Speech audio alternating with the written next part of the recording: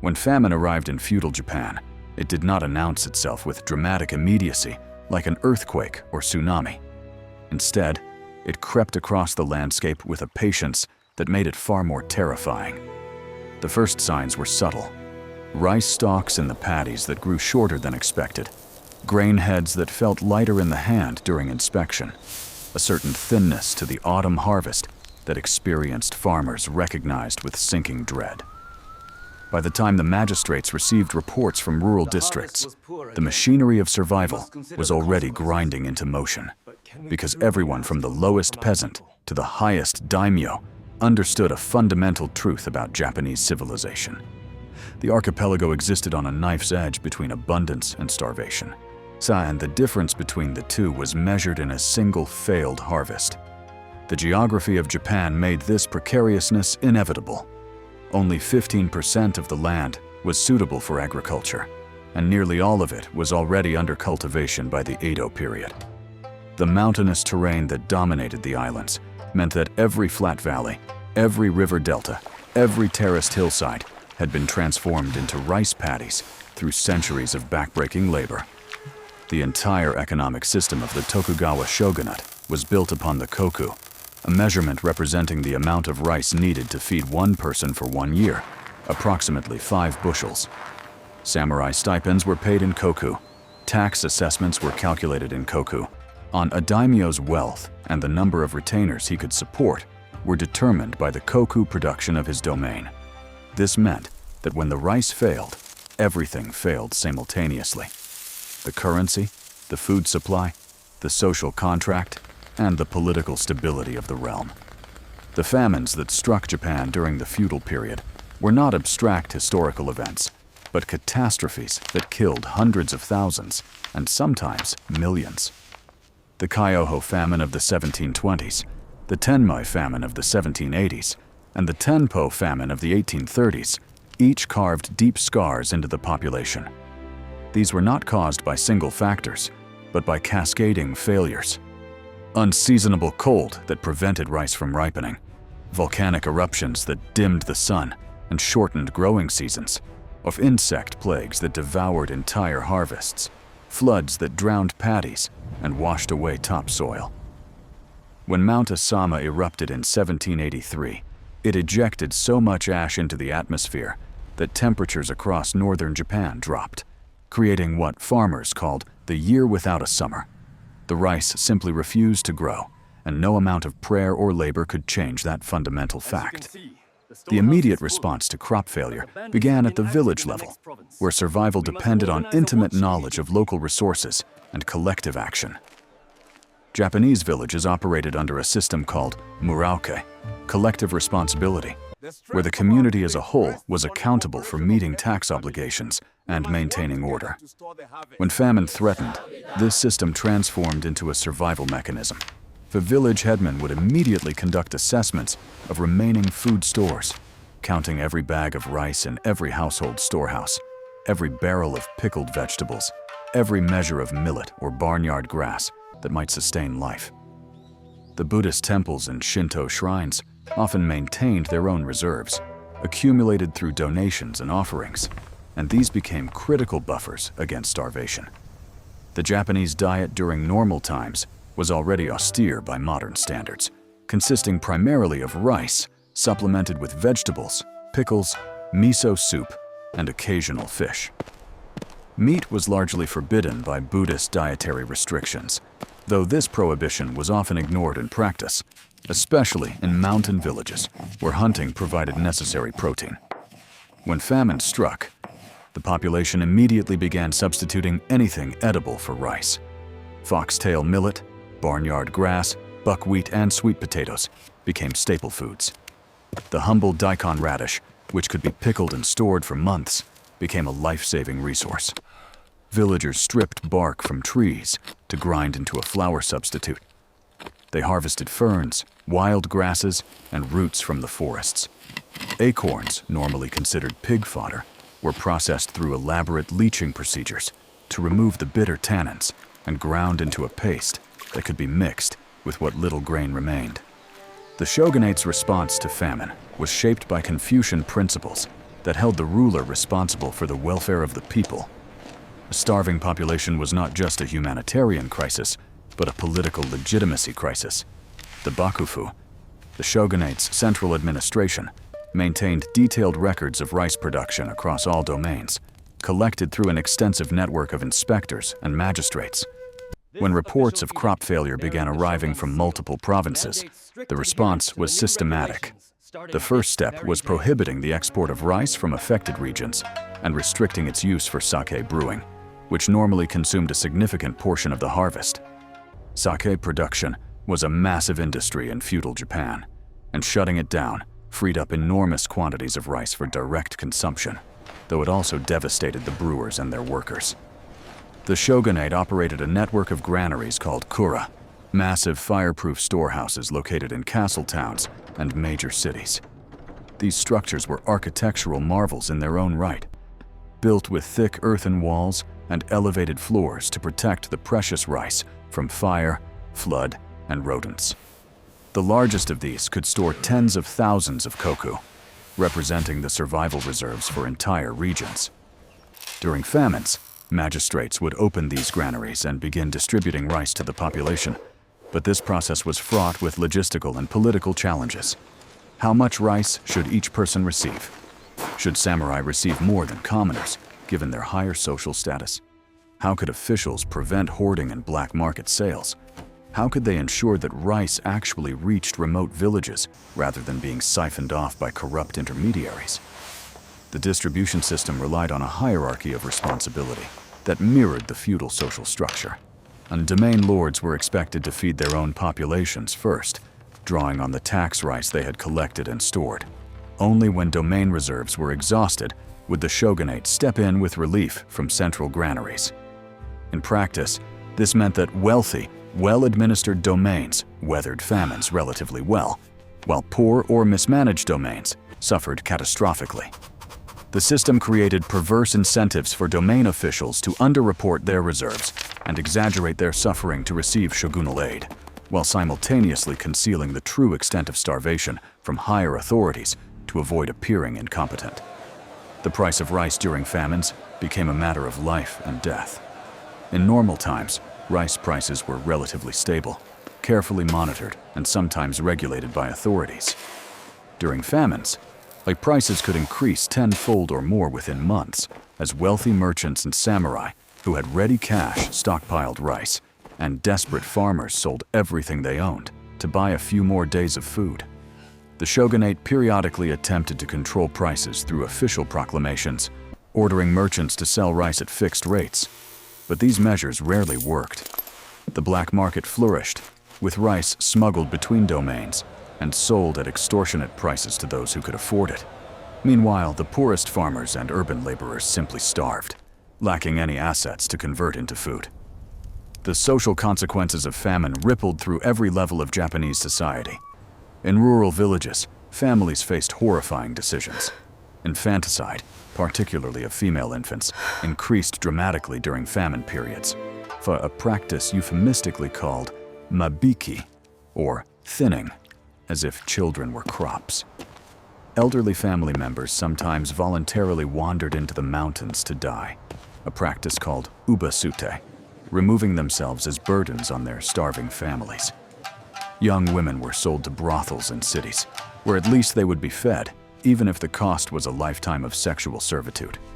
Young men abandoned their villages entirely, becoming rootless ronin or bandits, contributing to the breakdown of rural social order. Cities presented different challenges during famines. Edo, with a population approaching 1 million by the 18th century, was the largest city in the world, and feeding it during normal times required a logistical miracle. Rice barges arrived daily at river warehouses from domains across Japan, part of the Sankin Kotai system that required daimyo to maintain residences in Edo and transport massive quantities of goods to the capital. When famine struck rice-producing regions, these supply lines contracted dramatically. The urban poor, who lived in densely packed wooden tenements called nagaya and worked as day laborers, craftsmen, or servants, had no land to fall back on and no reserves of food. They depended entirely on buying their daily rice from neighborhood shops. and when prices spiked beyond their means, they starved in the midst of one of the world's great cities. The shogunate established emergency relief stations called Osukui-goya throughout Edo during severe famines. These temporary structures dispensed rice gruel to the destitute, a thin porridge that provided just enough calories to sustain life. The distribution points became scenes of desperate crowds, with officials struggling to maintain order and prevent riots. The rice gruel itself was carefully calculated to maximize the number of people who could be fed from limited supplies.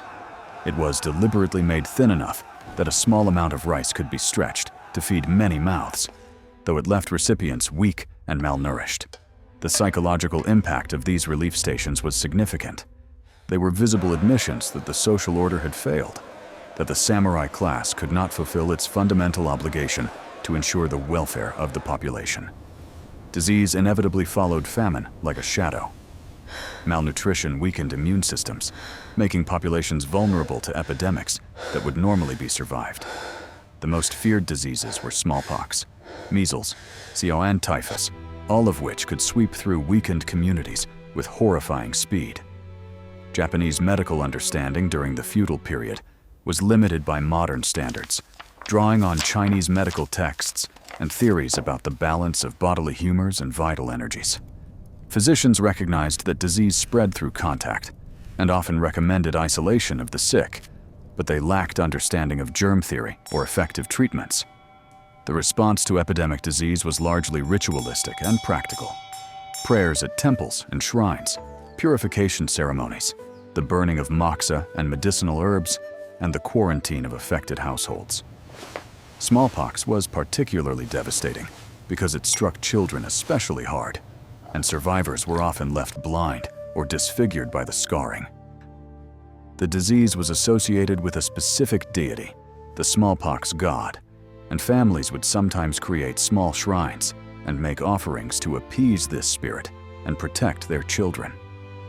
By the late Edo period, the practice of inoculation had been introduced from China, a primitive form of vaccination where material from smallpox pustules was deliberately introduced into healthy individuals to produce a mild case of the disease and subsequent immunity. This practice, called variolation, was dangerous and sometimes killed the patient, but it was statistically safer than contracting smallpox naturally, and it gradually spread among wealthy families who could afford the services of physicians trained in the technique.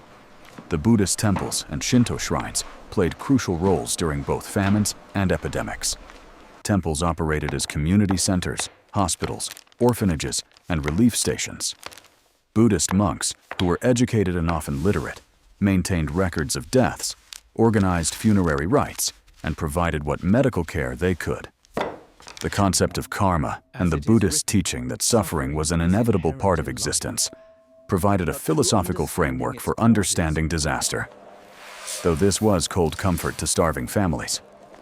Temples also operated as economic institutions, lending money and rice to farmers, and during famines, they sometimes forgave debts or extended additional credit to help communities survive.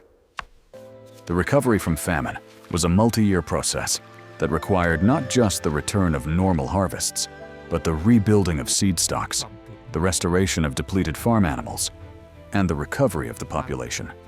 Farmers who had eaten their seed rice in desperation needed to borrow or receive new seed to plant the following year. Draft animals that had died from starvation or been slaughtered for food needed to be replaced, an enormous expense for poor farmers. The shogunate and domain governments sometimes provided low-interest loans or direct grants of seed and tools to help restore agricultural production, understanding that the tax base could not recover until farming resumed. The Great Famines also prompted technological and administrative innovations. After the Tenmei famine, some domains experimented with new crop varieties that were more cold-resistant or faster maturing. The sweet potato, introduced from China, there proved to be a famine-resistant crop that could grow in marginal soils and provide high caloric yields.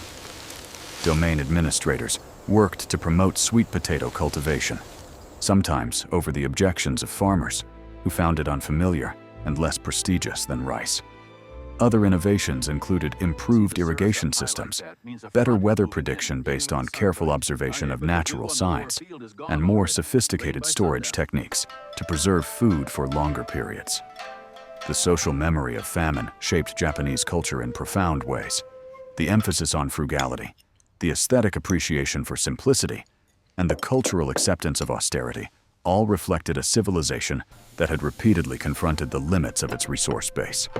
The practice of eating until 80% full, the preference for small portions beautifully presented, and the cultural valorization of endurance and stoicism all emerged from centuries of navigating scarcity. The concept of motenai, regret over waste, became deeply embedded in Japanese consciousness, reflecting a worldview where every grain of rice represented labor and survival. The relationship between the samurai class and the common people was tested during famines in ways that revealed both the strengths and weaknesses of the feudal system. Some domain lords bankrupted their treasuries, providing relief to their populations, earning lasting loyalty and gratitude. Others hoarded resources for their retainers, while their peasants starved, creating resentments that sometimes exploded into peasant uprisings called iki. These revolts were dangerous moments for the feudal order, as they represented a breakdown of the social contract. Peasants would march on castle towns, demanding tax relief and rice distribution, sometimes destroying the property of wealthy merchants and local officials they blamed for profiteering. The shogunate generally responded to these uprisings with a combination of concessions and carefully measured punishment, executing a few ringleaders while addressing the underlying grievances that had sparked the revolt. Looking back at these cycles of famine and disease, what becomes clear is that survival in feudal Japan required more than just individual resilience or technological capability. It demanded complex systems of social cooperation, administrative competence, and cultural adaptation.